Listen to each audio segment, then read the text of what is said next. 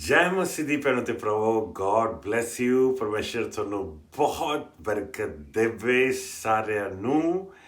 ਇੱਕ ਵਾਰ ਫੇਰ ਆਪਾਂ ਐਤਵਾਰ ਦੀ ਸਵੇਰ ਪਰਮੇਸ਼ਰ ਦਾ ਵਚਨ ਲੈ ਕੇ ਤੁਹਾਡੇ ਨਾਲ ਹਾਜ਼ਰ ਹੋਏ ਹਾਂ। ਤੇ ਆਓ ਸਿੱਧਾ ਪਰਮੇਸ਼ਰ ਦੇ ਵਚਨ ਵਿੱਚ ਜਾਵਾਂਗੇ, ਲੇਕਿਨ ਉਹ ਤੋਂ ਪਹਿਲਾਂ ਆਪਾਂ ਇੱਕ ਛੋਟੀ ਜਿਹੀ ਪ੍ਰੇਅਰ ਕਰਾਂਗੇ।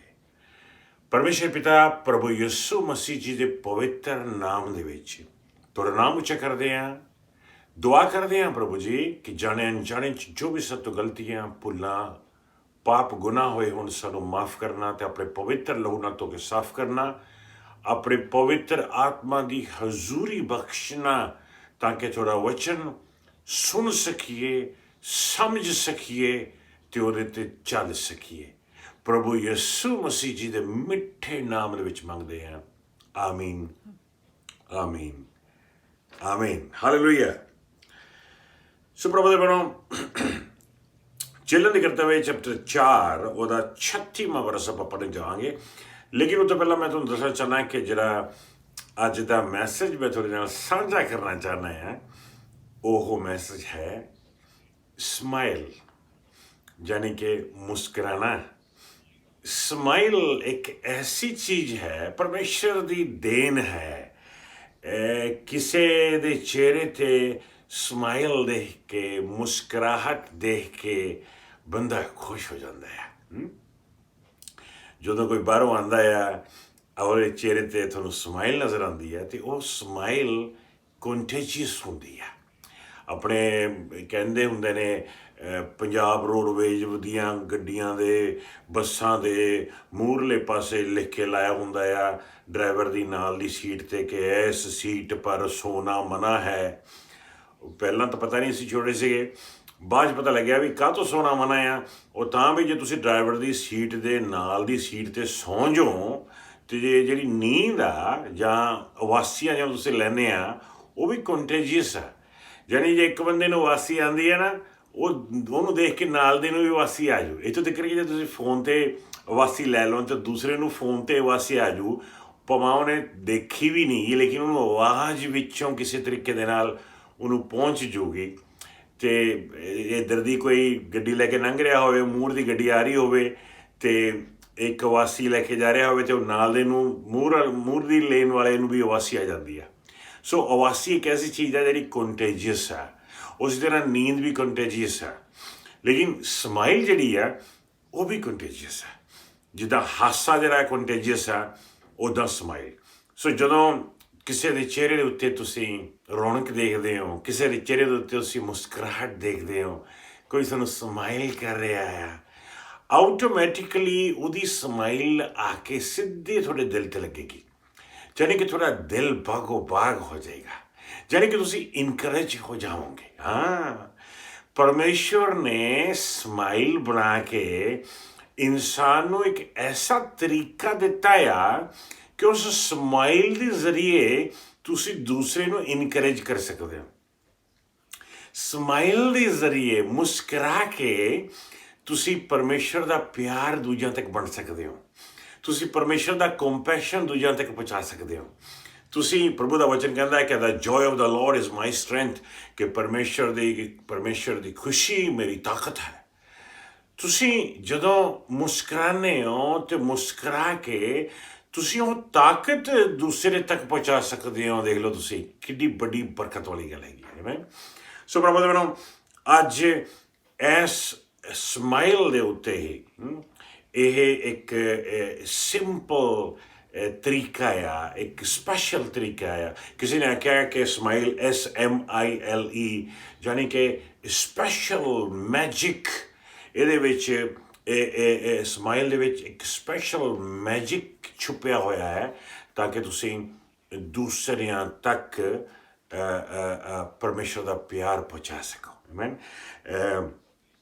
special magic in loving everyone, amen, ਜਾਂ special magic in loving everybody, amen। ਤੁਸੀਂ ਮੁਸਕਰਾ ਕੇ ਦੂਸਰਿਆਂ ਨੂੰ ਇਨਕਰੇਜ ਕਰ ਸਕਦੇ ਹੋ ਤੇ ਦੂਸਰਿਆਂ ਤੱਕ ਪਰਮੇਸ਼ਰ ਦਾ ਪਿਆਰ ਪਹੁੰਚਾ ਸਕਦੇ ਹੈਗੇ ਹੋ। ਜਿਹੜੇ ਵਿਸ਼ਵਾਸੀ ਨੇ ਨਾ, ਉਹਨਾਂ ਦੇ ਚਿਹਰੇ 'ਤੇ ਹਮੇਸ਼ਾ ਪਰਮੇਸ਼ਰ ਦਾ ਪਿਆਰ, ਪਰਮੇਸ਼ਰ ਦੀ ਖੁਸ਼ੀ ਜਿਹੜੀ ਆ ਉਹਦੀ ਰੌਣਕ ਬਣੀ ਰਹਿੰਦੀ ਹੈ। ਆਮੀਨ। ਇਹ ਬਹੁਤ ਹੀ ਜ਼ਬਰਦਸਤ ਗਵਾਹੀ ਹੈ। ਬਹੁਤ ਦੂਰੋਂ ਦੂਰੋਂ ਲੋਕ ਤੁਹਾਨੂੰ ਦੇਖ ਕੇ ਦੱਸ ਸਕਦੇ ਨੇ, ਲੈ ਵੀ ਉਹ ਜਿਹੜਾ ਜਾਂਦਾ ਤੁਰਿਆ ਉਹ ਪਰਮੇਸ਼ਰ ਦਾ ਪੁੱਤਰ ਹੈ। ਆਮੀਨ। ਆਓ ਪ੍ਰਭੂ ਦੇ ਵਚਨ ਵਿੱਚ ਜਾਵਾਂਗੇ। ਪਰਮੇਸ਼ਰ ਦਾ ਵਚਨ ਆਪਾਂ ਨੂੰ ਦੱਸਦਾ ਹੈ ਕਿ ਇਨਕਰੇਜਮੈਂਟ ਕਿੰਨੀ ਜ਼ਰੂਰੀ ਹੈ। ਤਕਰੀਬਨ 365 ਵਾਰ ਪਰਮੇਸ਼ਰ ਦੇ ਵਚਨਾਂ ਦੇ ਵਿੱਚ ਲਿਖਿਆ ਹੋਇਆ ਹੈ, ਨਾ ਡਰ। ਰੱਬ ਕਹਿੰਦਾ ਨਾ ਡਰ, ਮੈਂ ਤੇਰੇ ਨਾਲ ਹਾਂ। ਜਾਣੀ ਕਿ ਪਰਮੇਸ਼ਰ ਆਪਣੇ ਬੱਚਿਆਂ ਨੂੰ ਇਨਕਰੇਜ ਕਰਦਾ ਪਿਆ ਹੈ। ਆਮੀਨ। ਜੇ ਪਰਮੇਸ਼ਰ, ਕਿਸੇ ਨੇ ਕਿਹਾ ਵੀ ਤਕਰੀਬਨ ਬਾਈਬਲ ਦੇ ਹਰ ਪੰਨੇ ਤੇ ਤੁਹਾਨੂੰ ਇਨਕਰੇਜਮੈਂਟ, ਜਾਂ ਹਰ ਚੈਪਟਰ ਦੇ ਵਿੱਚ ਤੁਹਾਨੂੰ ਇਨਕਰੇਜਮੈਂਟ, ਹਰ ਕਿਤਾਬ ਦੇ ਵਿੱਚ ਇਨਕਰੇਜਮੈਂਟ ਦੀ ਫੋਕਸ ਤੁਹਾਨੂੰ ਮਿਲੇਗੀ। ਪਰਮੇਸ਼ਰ ਨੇ ਕਿੰਨੀ ਵਾਰ ਬਾਈਬਲ ਦੇ ਵਿੱਚ ਪਰਮੇਸ਼ਰ ਦੇ ਵਚਨਾਂ ਦੇ ਵਿੱਚ ਆਖਿਆ ਆ ਵੀ ਤੂੰ ਨਾ ਡਰ, ਮੈਂ ਤੇਰੇ ਨਾਲ ਹਾਂ, ਨਾ ਘਬਰਾ, ਮੈਂ ਤੇਰੇ ਨਾਲ ਹਾਂ, ਦੁਨੀਆ ਦੇ ਅੰਤ ਤੱਕ ਮੈਂ ਤੇਰੇ ਨਾਲ ਹਾਂ, ਕੋਈ ਤੇਰਾ ਬਾਲ ਬਿੰਕਾ ਨਹੀਂ ਕਰ ਸਕਦਾ, ਅੱਗ ਵਿੱਚੋਂ ਦੀ ਗੁਜ਼ਰੇਗਾ ਤਾਂ ਮੈਂ ਤੇਰੇ ਨਾਲ ਹਾਂ, ਪਾਣੀਆਂ ਦੇ ਵਿੱਚੋਂ ਦੀ ਗੁਜ਼ਰੇਗਾ ਤਾਂ ਮੈਂ ਤੇਰੇ ਨਾਲ ਹਾਂ, ਅੱਗੇ ਮੈਂ ਤੇਰੇ, ਪਿੱਛੇ ਮੈਂ ਤੇਰੇ, ਸੱਜੇ ਮੈਂ ਤੇਰੇ, ਖੱਬੇ ਮੈਂ ਤੇਰੇ, ਉੱਪਰ ਮੈਂ ਤੇਰੇ, ਥੱਲੇ ਮੈਂ ਤੇਰੇ, ਵਿੱਚ ਮੈਂ ਤੇਰੇ। ਸੋ ਪਰਮੇਸ਼ਰ ਤੇਰੇ ਨਾਲ ਆ, ਹੈ ਨਾ। ਪਰਮੇਸ਼ਰ ਸਾਨੂੰ ਇਨਕਰੇਜ ਕਰਦਾ ਆ। ਲੇਕਿਨ ਭਰਾਵਾਂ ਤੇ ਭੈਣੋ, ਪਰਮੇਸ਼ਰ ਸਾਨੂੰ ਵੀ ਆਖਦਾ ਆ ਕਿ ਆਪਾਂ ਇੱਕ ਦੂਜੇ ਨੂੰ ਇਨਕਰੇਜ ਕਰੀਏ। ਆਪਾਂ ਅਕਸਰ ਉਹ ਸੂਰਜਮੁਖੀ ਦੇ ਫੁੱਲ ਵਰਗੀ ਐਗਜ਼ਾਮਪਲ ਯਾਦ ਰੱਖਦੇ ਹਾਂ ਕਿ ਜਿਹੜਾ ਸੂਰਜਮੁਖੀ ਆ ਉਹ ਹਮੇਸ਼ਾ ਆਪਣਾ ਮੁੱਖ ਜਿਹੜਾ ਸੂਰਜ ਵੱਲ ਨੂੰ ਕਰੀ ਰੱਖਦਾ ਆ। ਜਿਉਂ ਜਿਉਂ ਸੂਰਜ ਚੜ੍ਹਿਆ ਹੁੰਦਾ ਆ, ਉਹ ਸੂਰਜ ਦਾ ਮੂੰਹ, ਸੂਰਜਮੁਖੀ ਦਾ ਮੂੰਹ ਸੂਰਜ ਵੱਲ ਨੂੰ ਰਹਿੰਦਾ ਆ। ਲੇਕਿਨ ਜਦੋਂ ਬੱਦਲ ਛਾ ਜਾਂਦੇ ਨੇ ਨਾ, ਉਦੋਂ ਜਿਹੜਾ ਸੂਰਜਮੁਖੀ ਦਾ ਫੁੱਲ ਹੁੰਦਾ ਉਹ ਥੱਲੇ ਨੂੰ ਨਹੀਂ ਚਲਿਆ ਜਾਂਦਾ। ਉਦੋਂ ਸੂਰਜਮੁਖੀ ਜਿਹੜਾ ਹੈਗਾ ਆ ਉਹ ਇਹ ਨਾਲ ਦੇ ਫੁੱਲ ਵੱਲ ਨੂੰ ਆਪਣਾ ਮੂੰਹ ਕਰ ਲੈਂਦਾ ਆ। ਯਾਨੀ ਕਿ ਦੋਨੋਂ ਫੁੱਲ ਜਿਹੜੇ ਨੇ ਉਹ ਆਮਣੇ ਸਾਹਮਣੇ ਦੇਖਣਾ ਸ਼ੁਰੂ ਕਰ ਦਿੰਦੇ ਨੇ। ਮਤਲਬ ਕਿ ਉਹ ਇੱਕ ਦੂਸਰੇ ਦੇ ਚਿਹਰੇ ਤੋਂ ਐਨਰਜੀ ਲੈਂਦੇ ਨੇ। ਸੂਰਜ ਤਾਂ ਗੁੰਮ ਹੋ ਗਿਆ, ਲੇਕਿਨ ਨਾਲ ਦਾ ਸੂਰਜਮੁਖੀ ਜਿਹੜਾ ਆ ਉਹਦੇ ਮੁੱਖ ਦੇ ਵਿੱਚੋਂ ਸੂਰਜ ਦੀਆਂ ਕਿਰਨਾਂ ਜਾਂ ਤਾਕਤ ਉਹ ਲੈਂਦੇ ਨੇ। ਪਰਮੇਸ਼ਰ ਵਚਨ ਆਪਾਂ ਨੂੰ ਬਿਲਕੁਲ ਉੱਦਾਂ ਹੀ ਦੱਸਦਾ ਆ ਕਿ ਆਪਾਂ, ਆਪਣਾ ਫਰਜ਼ ਬਣਦਾ ਹੈ ਕਿ ਆਪਾਂ ਆਪਣਾ ਧਿਆਨ ਪ੍ਰਭੂ ਯਿਸੂ ਮਸੀਹ 'ਚ ਲਾਈ ਰੱਖੀਏ। ਲੇਕਿਨ ਜਦੋਂ ਜਦੋਂ ਮੁਸ਼ਕਿਲਾਂ ਵਿੱਚੋਂ ਨਿਕਲਦੇ ਹਾਂ, ਤਦੋਂ ਇੱਕ ਦੂਸਰੇ ਵਿਸ਼ਵਾਸੀ ਦੇ ਵਿੱਚੋਂ ਵੀ ਆਪਾਂ ਪਰਮੇਸ਼ਰ ਦੀ ਇਨਕਰੇਜਮੈਂਟ, ਪਰਮੇਸ਼ਰ ਦੀ ਹਜ਼ੂਰੀ, ਪਰਮੇਸ਼ਰ ਦਾ ਮਸਾ ਜਿਹੜਾ ਆ ਉਹਨੂੰ ਮਾਣ ਸਕਦੇ ਹਾਂ, ਇੰਜੋਏ ਕਰ ਸਕਦੇ ਹਾਂ ਅਤੇ ਅੱਗੇ ਵੱਧ ਸਕਦੇ ਹਾਂ। ਆਮੀਨ। ਸੋ ਆਓ ਪਰਮੇਸ਼ਰ ਦੇ ਵਚਨਾਂ ਵਿੱਚੋਂ ਆਪਾਂ ਦੇਖਾਂਗੇ ਕਿ ਜਦੋਂ ਪਰਮੇਸ਼ਰ ਆਪਾਂ ਨੂੰ ਇਨਕਰੇਜ ਕਰਨਾ ਚਾਹੁੰਦਾ ਆ, ਆਪਾਂ ਆਪਣੇ ਵਾਸਤੇ ਉਹ ਕਿਹੜੇ ਤਰੀਕੇ ਅਪਣਾਉਂਦਾ ਆ, ਜਾਂ ਕਿਹੜੇ ਤਰੀਕੇ ਪਰਮੇਸ਼ਰ ਨੇ ਮੁਕਰਰ ਕੀਤੇ ਹੋਏ ਨੇ ਸਾਨੂੰ ਇਨਕਰੇਜ ਕਰਨ ਵਾਸਤੇ। ਆਮੀਨ। ਪੜ੍ਹਾਂਗੇ ਪਰਮੇਸ਼ਰ ਦੇ ਵਚਨ ਵਿੱਚੋਂ ਚੇਲਿਆਂ ਦੇ ਕਰਤੱਵ ਚੈਪਟਰ 4 ਉਹਦਾ 36ਵਾਂ ਵਰਸ ਦੇਖਾਂਗੇ ਪੰਜਾਬੀ 'ਚ। ਜੀ ਹਾਂ। ਇਸੇ ਤਰ੍ਹਾਂ ਯੂਸਫ ਜੋ ਕਪਰੂਸ ਦਾ ਰਹਿਣ ਵਾਲਾ ਇੱਕ ਲੇਵੀ ਸੀ, ਜਿਸ ਦਾ ਉਪਨਾਮ ਪ੍ਰਮੁੱਖ ਚੇਲਿਆਂ ਨੇ ਬਰਨਬਾਸ ਅਰਥਾਤ ਉਤਸ਼ਾਹ ਦਾ ਪੁੱਤਰ ਰੱਖਿਆ ਸੀ। ਬਰਨਬਾਸ ਦਾ ਮਤਲਬ ਪਤਾ ਕੀ ਹੈ? ਬਰਨਬਾਸ ਇੱਕ ਐਸਾ ਚੇਲਾ ਹੋਇਆ ਸੀ ਜਿਹੜਾ ਗਾਹਾਂ ਜਾ ਕੇ ਪੌਲੂਸ ਦੇ ਨਾਲ ਗਿਆ ਸੀ ਪ੍ਰਚਾਰ ਕਰਨ ਵਾਸਤੇ। ਉਤਸ਼ਾਹ ਦਾ ਪੁੱਤਰ। ਮੈਂ ਅੱਜ ਹਰ ਇੱਕ ਭਰਾ ਨੂੰ, ਹਰ ਇੱਕ ਭੈਣ ਨੂੰ ਕਹਿਣਾ ਆ ਕਿ ਤੁਸੀਂ ਪ੍ਰਭੂ ਯਿਸੂ ਮਸੀਹ ਜੀ ਦੇ ਵਿੱਚ ਬਰਨਬਾਸ ਬਣ ਜਾਵੋ, ਜਾਣੀ ਕਿ ਉਤਸ਼ਾਹ ਦੇ ਪੁੱਤਰ ਬਣ ਜਾਵੋ, ਜਾਣੀ ਕਿ ਇਨਕਰੇਜਮੈਂਟ ਦੇ ਪੁੱਤਰ ਬਣ ਜਾਵੋ, ਜਾਣੀ ਕਿ ਦਲੇਰੀ ਦੇ ਪੁੱਤਰ ਬਣ ਜਾਵੋ, ਜਾਣੀ ਕਿ ਦਲੇਰ ਦੇ ਪੁੱਤਰ ਬਣ ਜਾਵੋ। ਦਲੇਰ ਪੁੱਤਰ, ਪ੍ਰਭੂ ਯਿਸੂ ਮਸੀਹ ਜੀ ਦੇ ਵਿੱਚ ਦਲੇਰ ਪੁੱਤਰ ਤੇ ਦਲੇਰ ਧੀਆਂ ਬਣ ਜਾਵੋ। ਆਮੀਨ। ਕਿਉਂਕਿ ਯਾਦ ਰੱਖੋ ਭਰਾਵੋ ਤੇ ਭੈਣੋ, the joy of the lord is my strength. ਪਰਮੇਸ਼ਰ ਦੀ ਖੁਸ਼ੀ ਹੀ ਮੇਰੀ ਤਾਕਤ ਆ। ਤੇ ਜਿਹੜੀ ਪਰਮੇਸ਼ਰ ਦੀ ਖੁਸ਼ੀ ਆ ਉਹ ਕਿਹਦੇ ਤੇ ਆਏਗੀ? ਦਲੇਰ ਤੇ ਆਏਗੀ। ਜਿਹੜਾ ਦਲੇਰ ਬਣਿਆ ਰਹੇਗਾ ਉਹਦੇ ਤੇ ਪਰਮੇਸ਼ਰ ਦੀ ਖੁਸ਼ੀ ਬਣੀ ਰਹੇਗੀ। ਜਿਉਂ ਜਿਉਂ ਤੁਸੀਂ ਦਲੇਰ ਰਹੋਗੇ ਤਿਉਂ ਤਿਉਂ ਖੁਸ਼ੀ 'ਚ ਰਹੋਗੇ। ਜਿਉਂ ਜਿਉਂ ਖੁਸ਼ੀ 'ਚ ਰਹੋਗੇ ਤਿਉਂ ਤਿਉਂ ਪਰਮੇਸ਼ਰ ਦੀ ਹਜ਼ੂਰੀ 'ਚ ਤੇ ਉਹਦੇ ਮਸਾ 'ਚ ਰਹੋਗੇ। ਜਿੱਦਣ ਤੁਹਾਡੀ ਦਲੇਰੀ ਗਈ, ਉਦਣ ਤੁਹਾਡੀ ਖੁਸ਼ੀ ਵੀ ਗਈ, ਉਦਣ ਸ਼ਕਤੀ ਵੀ ਗਈ। ਆਮੀਨ। ਸੋ ਪ੍ਰਭੂ ਦੇ ਭੈਣੋ, ਬਰਨਬਾਸ ਬਣ ਕੇ ਤੁਰਨਾ ਹੈ ਆਪਾਂ ਅੱਗੇ ਯਿਸੂ ਮਸੀਹ ਜੀ ਦੇ ਨਾਮ ਦੇ ਵਿੱਚ। ਦਲੇਰੀ ਦੇ ਪੁੱਤਰ। ਦੇਖਾਂਗੇ ਪ੍ਰਭੂ ਦੇ ਭੈਣੋ ਆਪਾਂ ਪਰਮੇਸ਼ਰ ਦੇ ਵਚਨ ਦੇ ਵਿੱਚੋਂ ਬਰਨਬਾਸ ਨੇ ਇੱਕ ਜ਼ਬਰਦਸਤ ਕੰਮ ਕੀਤਾ ਸੀਗਾ। ਉਹ ਕੰਮ ਕਰਨ ਦੇ ਨਾਲ ਉਹਨੇ ਸਾਰੇ ਚੇਲਿਆਂ ਨੂੰ ਇਨਕਰੇਜ ਕਰਤਾ ਸੀ, ਸਾਰੇ ਚਰਚ ਨੂੰ ਇਨਕਰੇਜ ਕਰਤਾ ਸੀ ਕਿ ਐਸਾ ਕੰਮ ਕਰਕੇ ਜਿਹੜਾ ਚੇਲਿਆਂ ਦੇ ਕਰਤੱਵਯ ਦੇ ਵਿੱਚ ਪਹਿਲਾਂ ਕਦੇ ਕਿਸੇ ਨੇ ਕੀਤਾ ਹੀ ਨਹੀਂ ਸੀ। ਪਹਿਲਾਂ ਕਿਸੇ ਨੇ ਵੀ ਜਦੋਂ ਪੈਂਟੀਕੋਸਟ ਦਾ ਸਮਾਂ ਆਇਆ, ਕਿੰਨੇ ਹਜ਼ਾਰਾਂ ਦੇ ਹਜ਼ਾਰ ਲੋਕ ਪ੍ਰਭੂ ਯਿਸੂ 'ਚ ਵਿਸ਼ਵਾਸ ਕਰਨ ਲੱਗੇ, ਚਮਤਕਾਰ ਹੋਣ ਲੱਗੇ, ਮਿਰਕਲਸ ਹੋਣ ਲੱਗੇ, ਹੀਲਿੰਗਸ ਹੋਣ ਲੱਗੀਆਂ, ਲੋਕ ਪ੍ਰਭੂ ਨੂੰ ਆਪਣਾ ਦਿਲ ਦੇਣਾ ਸ਼ੁਰੂ ਕਰ ਦਿੱਤਾ। ਉੱਧਰ ਵੀ ਨਵਾਂ ਚਰਚ ਖੁੱਲ੍ਹ ਗਿਆ, ਇੱਧਰ ਵੀ ਨਵਾਂ ਚਰਚ ਖੁੱਲ੍ਹ ਗਿਆ, ਫਲਾਣੇ ਥਾਂ 'ਤੇ ਵੀ ਨਵਾਂ ਚਰਚ ਖੁੱਲ੍ਹ ਗਿਆ, ਚਾਰੋਂ ਪਾਸੇ ਨਵੇਂ ਚਰਚ ਖੁੱਲ੍ਹ ਰਹੇ ਨੇ। ਉੱਥੇ ਬਰਨਬਾਸ ਨੇ ਆ ਕੇ ਇੱਕ ਐਸਾ ਕੰਮ ਕੀਤਾ ਜਿਹਦੇ ਨਾਲ ਸਾਰੇ ਚੇਲੇ ਜਿਹੜੇ ਸੀਗੇ, ਜਿਹੜੇ 11 ਦੇ 11 ਚੇਲੇ ਸੀ, ਉਹ ਬਿਲਕੁਲ ਕਹਿ ਲਓ ਤੁਸੀਂ ਇਨਕਰੇਜ ਹੋ ਗਏ ਸੀ। ਮੈਂ ਕਹਾਂਗਾ 12 ਚੇਲੇ, ਉਹਦੇ ਬਾਅਦ ਵਿੱਚ ਹੋਰ ਚੁਣਿਆ ਗਿਆ ਸੀਗਾ। 12 ਦਾ 12 ਚੇਲੇ ਇਨਕਰੇਜ ਹੋ ਗਏ ਸੀਗੇ ਬਰਨਬਾਸ ਦੇ ਇੱਕ ਕੰਮ ਤੋਂ। ਪੜ੍ਹਾਂਗੇ ਬਰਨਬਾਸ ਨੇ ਐਸੀ ਕਿਹੜੀ ਬਰਕਤ ਵਾਲੀ ਗੱਲ ਕੀਤੀ ਸੀ, ਪਰਮੇਸ਼ਰ ਦਾ ਵਚਨ ਆਪਾਂ ਨੂੰ ਦੱਸਦਾ ਆ। ਚੇਲਿਆਂ ਦੇ ਕਰਤੱਵਯ ਚੈਪਟਰ 4 ਆਪਾਂ 36 ਪੜ੍ਹ ਕੇ ਗਏ ਆ ਨਾ, ਹੁਣ 37ਵਾਂ ਦੇਖੋ, ਬਲਕਿ ਇਕੱਠੇ ਪੜਾਂਗੇ 36 ਤੇ 37। ਜੀ ਹਾਂ। ਇਸੇ ਤਰ੍ਹਾਂ ਯੂਸਫ ਜੋ ਕਪਰੂਸ ਦਾ ਰਹਿਣ ਵਾਲਾ ਇੱਕ ਲੇਵੀ ਸੀ, ਜਿਸ ਦਾ ਉਪਨਾਮ ਪ੍ਰਮੁੱਖ ਚੇਲਿਆਂ ਨੇ ਬਰਨਬਾਸ ਅਰਥਾਤ ਉਤਸ਼ਾਹ ਦਾ ਪੁੱਤਰ ਰੱਖਿਆ ਸੀ, ਉਸ ਕੋਲ ਜ਼ਮੀਨ ਸੀ। ਉਸ ਨੇ ਉਹ ਵੇਚੀ ਅਤੇ ਪੈਸਾ ਲਿਆ ਕੇ ਪ੍ਰਮੁੱਖ ਚੇਲਿਆਂ ਦੇ ਚਰਨਾਂ ਤੇ ਰੱਖ ਦਿੱਤਾ। Wow, amen.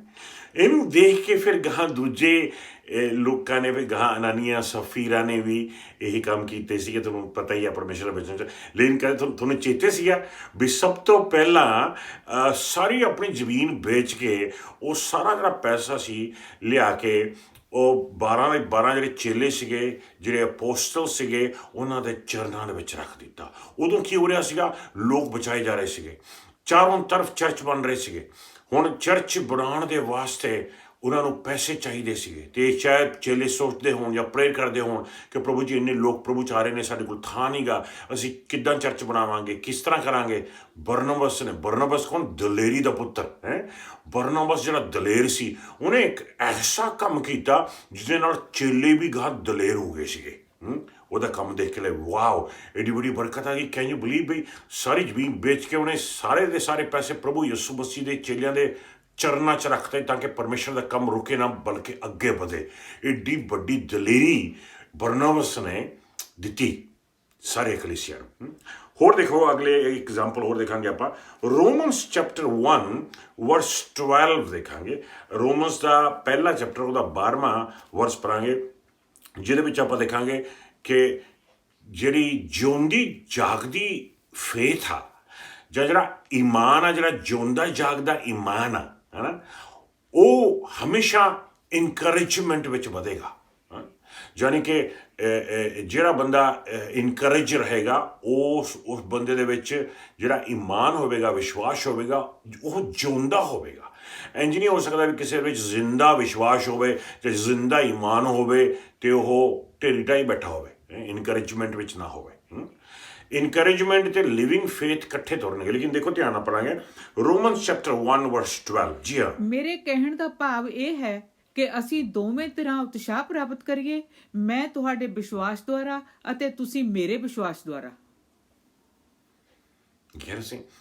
ਇੱਕ ਦੂਸਰੇ ਦੇ ਵਿਸ਼ਵਾਸ ਦੁਆਰਾ ਪੌਲੁਸ ਕਹਿੰਦਾ ਆ, ਮੈਂ ਤੁਹਾਡੇ ਵਿਸ਼ਵਾਸ ਨੂੰ ਦੇਖ ਕੇ ਦਲੇਰੀ ਪ੍ਰਾਪਤ ਕਰਾਂਗਾ, ਉਤਸ਼ਾਹ ਪ੍ਰਾਪਤ ਕਰਾਂਗਾ, ਤੁਸੀਂ ਮੇਰੇ ਵਿਸ਼ਵਾਸ ਨੂੰ ਦੇਖ ਕੇ ਉਤਸ਼ਾਹ ਪ੍ਰਾਪਤ ਕਰੋ। ਯਾਨੀ ਕਿ ਜਦੋਂ ਆਪਾਂ ਚਰਚ ਦੇ ਵਿੱਚ ਜਾਂ ਜਦੋਂ ਆਪਾਂ ਇੱਕ ਭੈਣ ਭਰਾਵਾਂ ਦੇ ਨਾਲ ਆਪਾਂ ਵਿਸ਼ਵਾਸ ਦੇਖਦੇ ਹਾਂ ਉਹਨਾਂ ਦਾ, ਦੇਖਦੇ ਵਾਓ, ਉਹ ਵੱਲੇ, ਉਹ ਫਲਾਣੇ ਭਰਾ ਨੇ ਵੀ ਐਡਾ ਜ਼ਬਰਦਸਤ ਕੰਮ ਕਰ ਦਿੱਤਾ ਹੈ। ਇਹ ਸਾਰੇ ਆਪਣੇ ਪਰਿਵਾਰ ਨੂੰ ਪ੍ਰਭੂ ਦੇ ਬਾਰੇ ਦੱਸ ਦਿੱਤਾ, ਆਪਣੇ ਕੰਮ 'ਤੇ ਪ੍ਰਭੂ ਦੇ ਬਾਰੇ ਦੱਸ ਦਿੱਤਾ। ਉਹ ਫਲਾਨੀ ਭੈਣ ਨੇ ਦੇਖੋ ਇਮਾਮ ਦੇ ਵਿੱਚ ਕਿੰਨੀ ਤਕੜੀ ਹੋਈ ਹੋਈ ਆ, ਕਿੰਨੀ। ਉਹਨਾਂ ਦਾ ਇਮਾਮ ਦੇਖ ਕੇ, ਉਹਨਾਂ ਦਾ ਫੇਥ ਦੇਖ ਕੇ ਸਾਨੂੰ ਉਤਸ਼ਾਹ ਮਿਲਦਾ ਆ, ਸਾਨੂੰ ਦਲੇਰੀ ਮਿਲਦੀ ਆ। ਆਮੇਨ। ਜਿੰਨਾ ਜ਼ਿਆਦਾ ਆਪਾਂ ਇਕਲੇਸੀਆ ਦੇ ਵਿੱਚ ਕਈ ਵਾਰ ਆਪਾਂ ਦੇਖਦੇ ਹਾਂ ਭੈਣਾਂ ਨੂੰ ਜਾਂ ਭਰਾਵਾਂ ਨੂੰ ਜਿਹੜੇ ਉਤਸ਼ਾਹ ਜਿਹੜੇ ਫੇਥ ਵਿੱਚ ਵੱਧਦੇ ਨੇ, ਇਮਾਨ ਦੇ ਵਿੱਚ ਕਰਦੇ ਨੇ, ਨਹੀਂ ਪਾਸਟਰ ਜੀ ਗੱਲ ਹੀ ਕੋਈ ਨਹੀਂ, ਇੱਥੇ ਆਪਾਂ ਆਹ ਕਰ ਦਿਆਂਗੇ, ਆਪਾਂ ਉਹ ਕਰ ਲਾਂਗੇ, ਗੱਲ ਹੀ ਕੋਈ ਨਹੀਂ, ਇੱਥੇ ਬ੍ਰਦਰ ਆਪਾਂ ਇੰਜ ਕਰਾਂਗੇ, ਭਰਾ ਪ੍ਰਭੂ ਆਪਣੇ ਨਾਲ ਆ, ਆਓ ਆਪਾਂ ਦੁਆ ਕਰਦੇ ਹਾਂ, ਪਰਮੇਸ਼ਰ ਆਪਣੇ ਨਾਲ, ਉਹ ਫੇਥ ਵਿੱਚ ਅੱਗੇ ਵੱਧਦੇ ਨੇ। ਕੋਈ ਵੀ ਮੁਸ਼ਕਿਲ ਆ ਜਾਏ, ਕੋਈ ਵੀ ਸਿਚੁਏਸ਼ਨ ਆਵੇ, ਪ੍ਰਭੂ ਸਾਡੇ ਨਾਲ ਆ, ਕੁਛ ਨਹੀਂ ਹੋਣ ਲੱਗਿਆ, ਪਰਮੇਸ਼ਰ ਸਾਡੇ ਨਾਲ ਆ, ਕੁਛ ਨਹੀਂ ਹੋਣ ਲੱਗਦਾ। ਜਦੋਂ ਆਪਾਂ ਦੇਖਦੇ ਹਾਂ ਉਹਨਾਂ ਦੇ ਈਮਾਨ ਨੂੰ, ਉਹਨਾਂ ਦੇ ਫੇਥ ਨੂੰ, ਵੀ ਜਦੋਂ ਮੁਸ਼ਕਿਲਾਂ ਆਉਂਦੀਆਂ ਨੇ ਉਹ ਕਿੱਦਾਂ ਫੇਥ ਵਿੱਚ, ਈਮਾਨ ਦੇ ਵਿੱਚ ਐਕਟ ਕਰਦੇ ਨੇ, ਦੇਖ ਕੇ ਇਨਕਰੇਜਮੈਂਟ ਮਿਲਦੀ ਆ, ਦੇਖ ਕੇ ਉਤਸ਼ਾਹ ਮਿਲਦਾ ਆ, ਇੱਕ ਦੂਸਰੇ ਦੇ ਈਮਾਨ ਨੂੰ ਦੇਖ ਕੇ ਉਤਸ਼ਾਹ ਮਿਲਦਾ ਆ। ਤੁਸੀਂ ਆਪੇ ਸੋਚੋ, ਪ੍ਰਭੂ ਯਿਸੂ ਪਾਣੀਆਂ ਤੇ ਤੁਰ ਕੇ ਆ ਰਹੇ ਨੇ, ਚੇਲੇ ਡਰ ਰਹੇ ਨੇ ਦੇਖ ਕੇ ਪ੍ਰਭੂ ਯਿਸੂ ਨੂੰ, ਕਹਿ ਰਹੇ ਨੇ ਭੂਤ ਭੂਤ ਭੂਤ। ਉਹਨਾਂ ਨੇ ਸੋਚਿਆ ਕਿ ਭੂਤ ਆ। ਪ੍ਰਭੂ ਯਿਸੂ ਨੇ ਆਖਿਆ ਨਹੀਂ ਨਹੀਂ ਨਹੀਂ, ਭੂਤ ਨੀਗਾ, ਮੈਂ ਆ। ਪਤਰਸ ਕਹਿੰਦਾ ਪ੍ਰਭੂ ਜੀ ਜੇ ਤੂੰ ਆ ਪ੍ਰਭੂ ਜੀ ਤਾਂ ਹੁਕਮ ਦੇ ਕਿ ਮੈਂ ਵੀ ਪ੍ਰਭੂ ਜੀ ਪਾਣੀ ਤੇ ਤੁਰ ਕੇ ਆ ਜਾ। ਤੇ ਪ੍ਰਭੂ ਨੇ ਕਿਹਾ ਪਤਰਸ ਆ ਜਾ। ਤੇ ਪਤਰਸ ਨੇ ਚੱਕਿਆ, ਪਹਿਲਾ ਪੈਰ ਆਪਣੇ ਪਾਣੀ ਤੇ ਰੱਖਿਆ, ਦੂਸਰਾ ਪੈਰ, ਤੀਸਰਾ ਪੈਰ, ਜਿਉਂ ਹੀ ਤੁਰਨ ਲੱਗਿਆ। ਤੁਸੀਂ ਸੋਚੋ ਪਿੱਛੇ ਜਿਹੜੇ ਚੇਲੇ ਖੜੇ ਸੀਗੇ 11 ਦੇ 11, ਉਹ ਚੇਲਿਆਂ ਨੇ ਜਦੋਂ ਦੇਖਿਆ ਹੋਵੇਗਾ ਕਿ ਵਾਓ, ਕੀ ਇਹ ਕਿਸ ਤਰ੍ਹਾਂ ਹੋ ਸਕਦਾ ਆ, ਪਤਰਸ ਪਾਣੀ 'ਤੇ ਤੁਰ ਰਿਹਾ ਹੈਗਾ ਆ, ਵਾਓ ਪਤਰਸ। ਸਾਰੇ ਜਿਹੜੇ ਚੇਲੇ ਖੜੇ ਸੀਗੇ 11 ਦੇ 11, ਉਹਨਾਂ ਨੇ ਦੇਖਿਆ ਵੀ ਪਤਰਸ ਪਾਣੀ 'ਤੇ ਤੁਰ ਰਿਹਾ। ਸੋਚੋ ਤੁਸੀਂ ਉਹਨਾਂ ਦਾ ਦਿਲ ਜਿਹੜਾ ਸੀ ਕਿੰਨਾ ਇਨਕਰੇਜਮੈਂਟ ਦੇ ਨਾਲ ਭਰਿਆ ਹੋਵੇਗਾ, ਕਿੰਨਾ ਉਤਸ਼ਾਹ ਮਿਲਿਆ ਹੋਵੇਗਾ ਵੀ ਵਾਟ, ਕਿ ਪ੍ਰਭੂ ਯਿਸੂ ਤਾਂ ਪਾਣੀਆਂ 'ਤੇ ਤੁਰਦੇ ਸੀ ਅਤੇ ਇੱਥੇ ਪਤਰਸ ਵੀ ਪਾਣੀਆਂ 'ਤੇ ਤੁਰ ਰਿਹਾ। ਵਾਓ, ਜੇ ਪਤਰਸ ਪਾਣੀਆਂ 'ਤੇ ਤੁਰ ਸਕਦਾ ਆ ਤਾਂ ਅਸੀਂ ਵੀ ਏਡੇ ਵੱਡੇ ਵੱਡੇ ਕੰਮ ਕਰ ਸਕਦੇ ਹਾਂ। ਆਮੇਨ। ਉਹਦੇ ਨਾਲ ਆਪਾਂ ਨੂੰ ਉਤਸ਼ਾਹ ਮਿਲਦਾ ਆ ਪ੍ਰਭੂ ਦੇ ਪ੍ਰਭੂ। ਸੋ ਮੁਸਕਰਾਹਣ ਦੇ ਨਾਲ, ਸਮਾਈਲ ਕਰਨ ਦੇ ਨਾਲ ਵੀ ਆਪਾਂ ਨੂੰ ਉਤਸ਼ਾਹ ਮਿਲਦਾ, ਲੇਕਿਨ ਇਮਾਨ ਦੇ ਵਿੱਚ ਅੱਗੇ ਵਧਣ ਦੇ ਵਿੱਚ ਵੀ ਆਪਾਂ ਨੂੰ ਉਤਸ਼ਾਹ ਮਿਲਦਾ। ਆਮੇਨ। ਇੱਕ ਹੋਰ ਵਰਸ ਆਪਾਂ ਕਹਾਂ ਦੇਖਾਂਗੇ ਪ੍ਰਭੂ ਦੇ ਪ੍ਰਭੂ, 1 ਕੋਰਿੰਥੀਅਨ ਚੈਪਟਰ 8 ਵਰਸ 10 ਦੇਖਾਂਗੇ। ਪਹਿਲਾ ਕੋਰਿੰਥੀਅਨ ਉਹਦਾ 8ਵਾਂ ਚੈਪਟਰ ਦੇਖਾਂਗੇ ਅਤੇ ਉਹਦਾ 10ਵਾਂ ਵਰਸ ਦੇਖਾਂਗੇ ਆਪਾਂ ਧਿਆਨ ਦੇ ਨਾਲ ਪ੍ਰਭੂ ਦੇ ਪ੍ਰਭੂ। ਜੀ ਹਾਂ। ਮੰਨ ਲਵੋ ਇੱਕ ਕਮਜ਼ੋਰ ਆਦਮੀ ਤੈਨੂੰ ਮੰਦਰ ਵਿੱਚ ਚੜਾਵੇ ਦੇ ਭੋਜਨ ਨੂੰ ਖਾਂਦਾ ਦੇਖ ਲੈਂਦਾ ਹੈ, ਜੋ ਇਸ ਬਾਰੇ ਸਭ ਕੁਝ ਜਾਣਦਾ ਹੈ ਕਿ ਉਸ ਨੂੰ ਉਸਦੇ ਅੰਤःਕਰਨ ਦੇ ਕਮਜ਼ੋਰ ਹੋਣ ਕਾਰਨ ਮੂਰਤੀ ਸਾਹਮਣੇ ਚੜਾਏ ਗਏ ਭੋਜਨ ਨਾਲ ਖਾਣ ਨੂੰ ਦੀ ਪ੍ਰੇਰਨਾ ਨਹੀਂ ਮਿਲੇਗੀ। ਇਸ ਤਰ੍ਹਾਂ ਕਮਜ਼ੋਰ ਆਦਮੀ ਤੁਹਾਡੇ ਗਿਆਨ ਦੇ ਕਾਰਨ ਨਾਸ਼ ਹੋ ਜਾਵੇਗਾ, ਜਿਸ ਭਰਾ ਦੇ ਲਈ ਮਸੀਹ ਨੇ ਆਪਣੀ ਜਾਨ ਦਿੱਤੀ ਸੀ। ਤਾਂ ਹੀ ਪ੍ਰਭੂ ਤੇ ਭੈਣੋ, ਇਮਾਨ ਦੇ ਵਿੱਚ ਹੀ ਤੁਰਨਾ ਆ, ਫਰੀਡਮ ਦੇ ਵਿੱਚ ਹੀ ਵਧਣਾ ਆ। ਕਮਜ਼ੋਰੀ ਦੇ ਵਿੱਚ ਜੇ ਅੱਗੇ ਵਧਾਂਗੇ, ਦੂਸਰੇ ਨੂੰ ਠੋਕਰ ਲਵਾਵਾਂਗੇ, ਦੂਸਰਾ ਡਿਸਕਰੇਜ ਹੋ ਸਕਦਾ ਆ।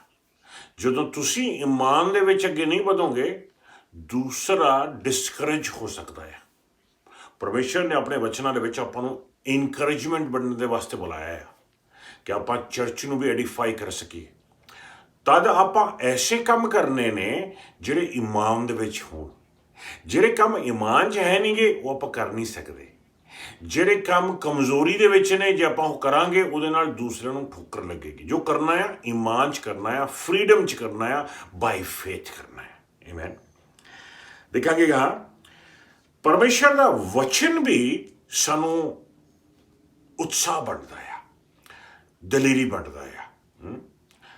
ਦਲੇਰ ਪੁੱਤਰ ਬਰਨਾਬਸ ਬਣਨਾ ਹੈ ਆਪਾਂ, ਤੇ ਪਰਮੇਸ਼ਰ ਦੇ ਵਚਨਾਂ 'ਤੇ ਧਿਆਨ ਦੇਖਾਂਗੇ। ਆਓ ਪੜਾਂਗੇ ਚੇਲੇ ਦੇ ਕਰਤੱਵ ਚੈਪਟਰ 14 ਵਰਸ 22ਵਾਂ ਆਪਾਂ ਦੇਖਾਂਗੇ। ਚੇਲੇ ਦੇ ਕਰਤੱਵ ਚੈਪਟਰ 14 ਵਰਸ 22ਵਾਂ ਆਪਾਂ ਨੂੰ ਬਾਰ-ਬਾਰ ਪਰਮੇਸ਼ਰ ਦਾ ਵਚਨ ਕਹਿੰਦਾ ਆ ਕਿ ਇਮਾਨ ਦੇ ਵਿੱਚ ਤਕੜੇ ਹੋਵੋ, ਇਮਾਨ ਦੇ ਵਿੱਚ ਤੁਰਨਾ ਸਿੱਖੋ, ਇਮਾਨ ਦੇ ਵਿੱਚ ਵਧਣਾ ਸਿੱਖੋ, ਫੇਥ ਦੇ ਵਿੱਚ ਚੱਲਣਾ ਸਿੱਖੋ, ਫੇਥ ਦੇ ਵਿੱਚ ਤੁਰਨਾ ਸਿੱਖੋ, ਫੇਥ ਵਿੱਚ ਬੋਲਣਾ ਸਿੱਖੋ, ਫੇਥ ਵਿੱਚ ਜੀਣਾ ਸਿੱਖੋ। ਕਿਉਂਕਿ ਜਿਹੜਾ ਕੁਛ ਵੀ ਆਪਾਂ ਫੇਥ ਵਿੱਚ ਕਰਦੇ ਹਾਂ, ਉਹ ਰੂਹ 'ਚ ਕਰਦੇ ਹਾਂ। ਜੋ ਕੁਛ ਵੀ ਫੇਥ ਵਿੱਚ ਨਹੀਂ ਕੀਤਾ ਜਾਂਦਾ ਨਾ, ਜੋ ਕੁਛ ਇਮਾਨ ਨਾਲ ਨਹੀਂ ਕੀਤਾ ਜਾਂਦਾ, ਪਰਮੇਸ਼ਰ ਦਾ ਵਚਨ ਕਹਿੰਦਾ ਉਹ ਗੁਨਾਹ ਆ, ਉਹ ਪਾਪ ਹੈ। ਆਓ ਪੜਾਂਗੇ। ਜੀ ਹਾਂ, ਚੇਲੇ ਦੇ ਕਰਤੱਵ ਚੈਪਟਰ 14 ਵਰਸ 22। ਉਹ ਚੇਲਿਆਂ ਦੇ ਮਨਾਂ ਨੂੰ ਪੱਕਾ ਕਰਦੇ ਅਤੇ ਉਹਨਾਂ ਨੂੰ ਵਿਸ਼ਵਾਸ ਤੇ ਬਣੇ ਰਹਿਣ ਲਈ ਉਤਸ਼ਾਹ ਦਿੰਦੇ ਸਨ।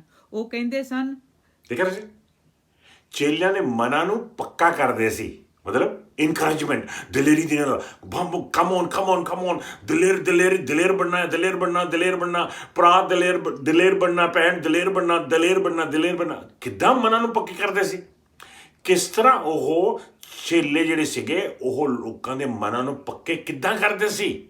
ਉਹਨਾਂ ਦਾ ਈਮਾਨ ਵਧਾ ਕੇ। ਇੱਕ ਵਾਰ ਫੇਰ ਪੜਾਂਗੇ ਇਹ ਵਰਸ ਸਾਰਾ। ਉਹ ਚੇਲਿਆਂ ਦੇ ਮਨਾਂ ਨੂੰ ਪੱਕਾ ਕਰਦੇ ਅਤੇ ਉਹਨਾਂ ਨੂੰ ਵਿਸ਼ਵਾਸ ਤੇ ਬਣੇ ਰਹਿਣ ਲਈ ਉਤਸ਼ਾਹ ਦਿੰਦੇ ਸਨ। ਉਹ ਕਹਿੰਦੇ ਸਨ, ਬਹੁਤ ਸਾਰੇ ਦੁੱਖਾਂ ਦੇ ਰਾਹੀਂ ਪਰਮੇਸ਼ਰ ਦੇ ਰਾਜ ਵਿੱਚ ਦਾਖਲ ਹੋਣਾ ਹੈ।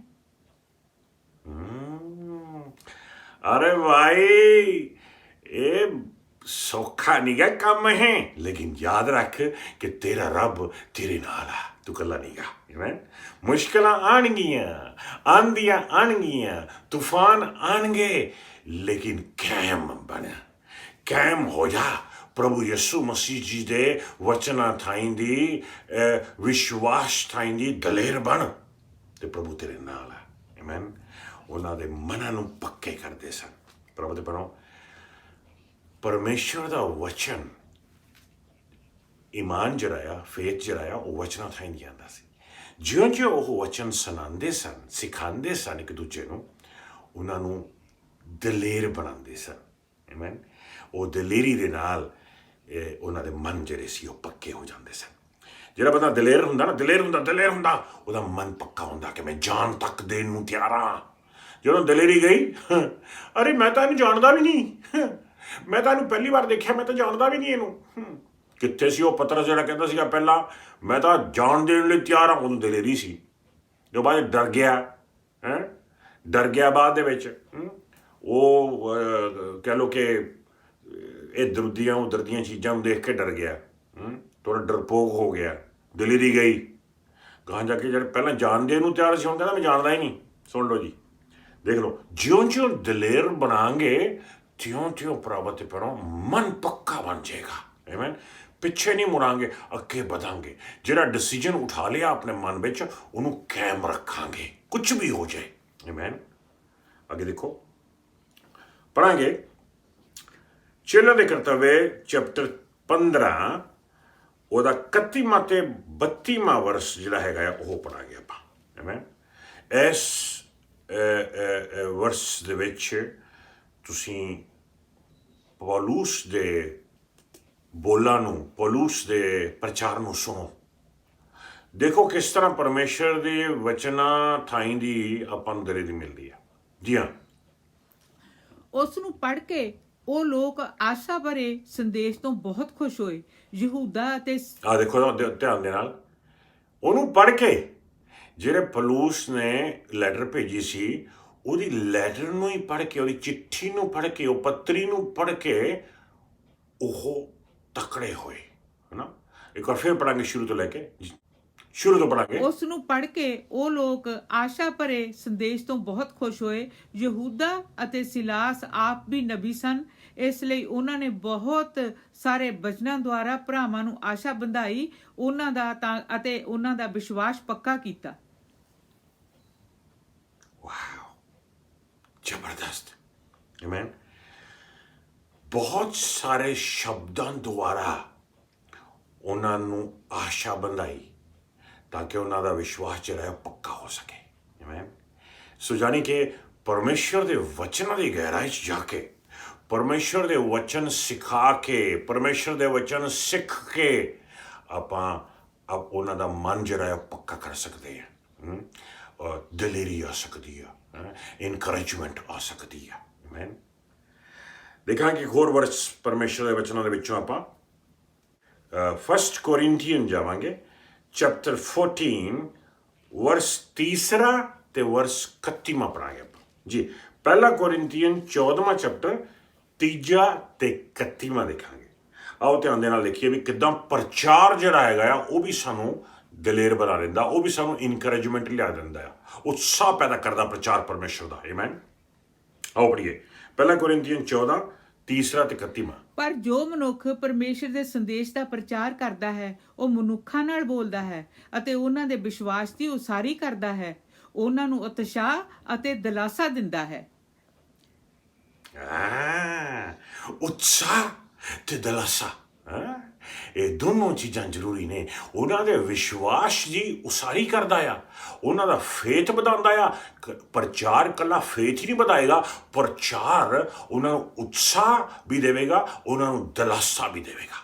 ਦਿਲਾਸਾ ਵੀ ਕਾਉਂਸਲਿੰਗ ਵੀ, ਭੈਣ ਕੋਈ ਗੱਲ ਨਹੀਂ, ਸਭ ਠੀਕ ਹੋ ਜਾਣਾ, ਭਰਾ ਕੋਈ ਗੱਲ ਨਹੀਂ, ਪਰਮੇਸ਼ਰ ਤੇਰੇ ਨਾਲ, ਸਭ ਠੀਕ ਹੋ ਜਾਣਾ। ਆਮੀਨ। ਲੇਕਿਨ ਨਾਲ ਨਾਲ ਉਤਸ਼ਾਹ ਦੇ ਰਿਹਾ ਆ, ਤੂੰ ਅੱਗੇ ਵੱਧ, ਤੂੰ ਰੁਕ ਨਾ, ਤੂੰ ਅੱਗੇ ਵੱਧ, ਤੇਰੇ ਖਿਲਾਫ ਕੋਈ ਨਹੀਂ ਆ ਸਕਦਾ, ਕੋਈ ਨਹੀਂ ਤੈਨੂੰ ਸਿਰ ਸਕਦਾ, ਪਰਮੇਸ਼ਰ ਤੇਰੇ ਨਾਲ ਆ। ਸੱਜੇ ਖੱਬੇ ਡਿੱਗਣਗੇ ਲੇਕਿਨ ਤੈਨੂੰ ਕੋਈ ਚੀਜ਼ ਛੂ ਨਹੀਂ ਸਕੇਗੀ, ਡਿਸਟਰੋਏ ਨਹੀਂ ਕਰ ਸਕੇਗੀ। ਤੂੰ ਡਰ ਨਾ, ਤੂੰ ਘਬਰਾ ਨਾ, ਤੂੰ ਫਿਕਰ ਨਾ ਕਰ, ਰੱਬ ਤੇਰੇ ਨਾਲ ਆ, ਜਿਉਂਦਾ ਪਰਮੇਸ਼ਰ ਤੇਰੇ ਨਾਲ ਆ। ਸਭ ਕੰਮ ਠੀਕ ਹੋਣਗੇ ਪ੍ਰਭੂ ਯਿਸੂ ਮਸੀਹ ਜੀ ਦੇ ਨਾਮ ਦੇ ਵਿੱਚ। ਆਮੀਨ। 31ਵਾਂ ਵਰਸ ਪੜ੍ਹਿਆ ਆਪਾਂ। ਇਸ ਤਰ੍ਹਾਂ ਤੁਹਾਨੂੰ ਸਭ ਨੂੰ ਇੱਕ ਇੱਕ ਕਰਕੇ ਸੰਦੇਸ਼ ਦੇਣ ਦਾ ਮੌਕਾ ਮਿਲ ਜਾਵੇਗਾ ਅਤੇ ਤੁਸੀਂ ਸਾਰੇ ਸਿੱਖੋਗੇ ਅਤੇ ਉਤਸ਼ਾਹ ਪ੍ਰਾਪਤ ਕਰੋਗੇ। ਸਾਰੇ ਇੱਕ ਇੱਕ ਕਰਕੇ ਤੁਹਾਨੂੰ ਸਭ ਨੂੰ ਸੰਦੇਸ਼ ਦੇਣ ਦਾ, ਯਾਨੀ ਕਿ ਦੂਸਰਿਆਂ ਨੂੰ ਪ੍ਰਭੂ ਦਾ ਵਚਨ ਦੱਸਣ ਦਾ, ਵਚਨ ਸਿਖਾਉਣ ਦਾ, ਗਵਾਹੀ ਸ਼ੇਅਰ ਕਰਨ ਦਾ ਤੁਹਾਨੂੰ ਮੌਕਾ ਮਿਲੇਗਾ। ਜਿਉਂ-ਜਿਉਂ ਤੁਸੀਂ ਉਹਨਾਂ ਨੂੰ ਵਚਨ ਦੱਸੋਗੇ, ਆਪਣੀ ਅਗਵਾਈ ਦੱਸੋਗੇ, ਵਚਨ ਦੇ ਵਿੱਚੋਂ ਗੱਲਾਂ ਸਾਂਝੀਆਂ ਕਰੋਗੇ, ਤਿਉਂ-ਤਿਉਂ ਉਹਨਾਂ ਨੂੰ ਵੀ ਉਤਸ਼ਾਹ ਮਿਲੇਗਾ, ਤੁਹਾਨੂੰ ਵੀ ਉਤਸ਼ਾਹ ਮਿਲੇਗਾ। ਉਹਨਾਂ ਨੂੰ ਵੀ ਦਿਲੇਰੀ ਮਿਲੇਗੀ, ਤੁਹਾਨੂੰ ਵੀ ਦਿਲੇਰੀ ਮਿਲੇਗੀ। ਆਮੀਨ। ਇੱਕ ਪ੍ਰਚਾਰ ਨੂੰ ਸੁਣ ਕੇ ਤੁਹਾਨੂੰ ਦਿਲੇਰੀ ਮਿਲਣੀ ਚਾਹੀਦੀ ਆ। ਤੁਹਾਨੂੰ ਚਾਹੀਦਾ ਹੈ ਕਿ ਤੁਸੀਂ ਆਪਣੀਆਂ ਸੀਟਾਂ ਤੋਂ ਛਾਲ ਮਾਰ ਕੇ ਖੜੇ ਹੋ ਜਾਵੋ। ਆਮੀਨ। ਤੁਹਾਨੂੰ ਇਨਕਰੇਜਮੈਂਟ ਮਿਲਣੀ ਚਾਹੀਦੀ ਆ ਬਈ ਰੱਬ ਸਾਡੇ ਨਾਲ ਆ, ਸ਼ੈਤਾਨ ਸਾਰਾ ਕੁਛ ਨਹੀਂ ਵਿਗਾੜ ਸਕਦਾ। ਆਮੀਨ। ਕਿਉਂਕਿ ਆਪਾਂ ਪਰਮੇਸ਼ਰ ਦੇ ਪੁੱਤਰ ਆ ਤੇ ਪਰਮੇਸ਼ਰ ਦੀ ਮਰਜ਼ੀ ਤੋਂ ਬਿਨਾਂ ਸਾਡੀ ਜ਼ਿੰਦਗੀ ਦੇ ਵਿੱਚ ਕੁਛ ਨਹੀਂ ਹੋ ਸਕਦਾ। ਆਮੀਨ। ਆਓ ਦੇਖੀਏ ਹੁਣ ਆਪਾਂ 1 ਥੈਸਲੋਨੀਅਨ ਚੈਪਟਰ 4 ਉਹਦਾ 18ਵਾਂ ਵਰਸ ਦੇਖਾਂਗੇ। ਪ੍ਰਭੂ ਦੇ ਭੈਣੋ, ਜਿਹੜੇ ਪਰਮੇਸ਼ਰ ਦੇ ਸ਼ਬਦ ਦੇ ਵਿੱਚ ਜਿਹੜੇ ਵਾਅਦੇ ਕੀਤੇ ਨੇ ਨਾ ਪਰਮੇਸ਼ਰ ਨੇ, ਉਹ ਵਾਅਦੇ ਵੀ ਸਾਡਾ ਉਤਸ਼ਾਹ ਵਧਾਉਂਦੇ ਨੇ। ਪੁਰਾਣੇ ਜ਼ਮਾਨਿਆਂ ਦੇ ਵਿੱਚ ਤੁਹਾਡੇ ਸੈੱਲਫੋਨ ਤਾਂ ਹੁੰਦੇ ਨਹੀਂ ਸੀਗੇ, ਨਾ ਹੀ ਤੁਹਾਡਾ ਵਟਸਐਪ ਹੁੰਦਾ ਸੀ, ਨਾ ਹੀ ਤੁਹਾਡੀ ਟਿਕਟੌਕ ਹੁੰਦੀ ਸੀ। ਪੁਰਾਣੇ ਜ਼ਮਾਨਿਆਂ ਦੇ ਵਿੱਚ ਚਿੱਠੀਆਂ ਹੀ ਹੁੰਦੀਆਂ ਸੀ। ਅਤੇ ਚਿੱਠੀ ਲਿਖਦਾ ਸੀਗਾ ਜਦੋਂ ਮਹਿਬੂਬ, ਅਤੇ ਉਹ ਚਿੱਠੀ 'ਚ ਕਹਿੰਦਾ ਸੀਗਾ ਕਿ ਮੈਂ 2 ਮਹੀਨਿਆਂ ਤੋਂ ਬਾਅਦ ਛੁੱਟੀ ਲੈ ਕੇ ਘਰ ਆਊਂਗਾ। ਅਤੇ ਜਿਹੜੀ ਉਹਦੀ ਵਹੁਟੀ ਹੁੰਦੀ ਸੀ ਕਿ ਘਰੇ, ਉਹ ਚਿੱਠੀ ਪੜ੍ਹ ਕੇ ਹੀ ਆਪਣੇ ਦਿਲ ਨਾਲ ਲਾਈ ਰੱਖਦੀ ਸੀ ਵੀ 2 ਮਹੀਨਿਆਂ ਤਾਈਂ ਵਾਪਸ ਆਊ। ਉਹਨੇ ਵਾਅਦਾ ਕੀਤਾ ਆ ਵੀ 2 ਮਹੀਨੇ ਛੁੱਟੀ 'ਤੇ ਆਊਗਾ। ਉਸ ਵਾਅਦੇ ਦੇ ਉੱਤੇ ਹੀ ਉਹ ਉਤਸ਼ਾਹ ਫੜੀ ਰੱਖਦੀ ਸੀ। ਉਹ ਡਿੱਗਦੀ ਨਹੀਂ ਸੀ, ਕਮਜ਼ੋਰ ਨਹੀਂ ਹੁੰਦੀ ਸੀ, ਉਹ ਦਲੇਰ ਬਣੀ ਰਹਿੰਦੀ ਸੀ ਉਸ ਇੱਕ ਵਾਅਦੇ 'ਤੇ।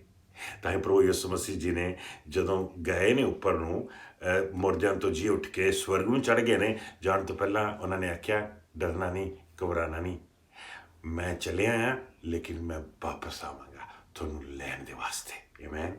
ਅੱਜ ਭਰਾਵੋ ਤੇ ਭੈਣੋ, ਦੁਨੀਆ ਦੇ ਵਿੱਚ ਬਹੁਤ ਕੁਛ ਹੋ ਰਿਹਾ ਆ, ਲੇਕਿਨ ਆਪਾਂ ਨੂੰ ਯਾਦ ਆ ਪ੍ਰਭੂ ਦਾ ਵਾਅਦਾ। ਉਹਨੇ ਵਾਅਦਾ ਕੀਤਾ ਸੀ ਕਿ ਉਹ ਸਾਨੂੰ ਵਾਪਸ ਲੈਣ ਵਾਸਤੇ ਆਵੇਗਾ। ਇੱਕ ਦਿਨ ਆਵੇਗਾ, ਬਹੁਤ ਹੀ ਛੇਤੀ ਅਤੇ ਬਹੁਤ ਹੀ ਨੇੜੇ ਆ, ਜਿਸ ਦਿਨ ਉਹ ਲੈਣ ਵਾਸਤੇ ਆਵੇਗਾ ਆਪਣੀ ਦੁਲਹਨ ਨੂੰ। ਭਰਾਵੋ ਤੇ ਭੈਣੋ, ਪਰਮੇਸ਼ਰ ਦੇ ਜਿਹੜੇ ਵਾਅਦੇ ਨੇ ਉਹ ਵੀ ਸਾਨੂੰ ਦਿਲੀ ਅਤੇ ਉਤਸ਼ਾਹ ਦਿੰਦੇ ਨੇ। ਪੜ੍ਹਾਂਗੇ ਪਰਮੇਸ਼ਰ ਵਚਨ ਵਿੱਚੋਂ। ਜੀ ਹਾਂ, 1 ਥੈਸਲੋਨੀਅਨ ਚੈਪਟਰ 4 ਤੋਂ 18ਵਾਂ ਵਰਸ ਪੜ੍ਹਾਂਗੇ। ਹਾਂਜੀ। ਤੁਸੀਂ ਸਭ ਇੱਕ ਦੂਜੇ ਨੂੰ ਇਹਨਾਂ ਸ਼ਬਦਾਂ ਨਾਲ ਧੀਰਜ ਦੇਵੋ।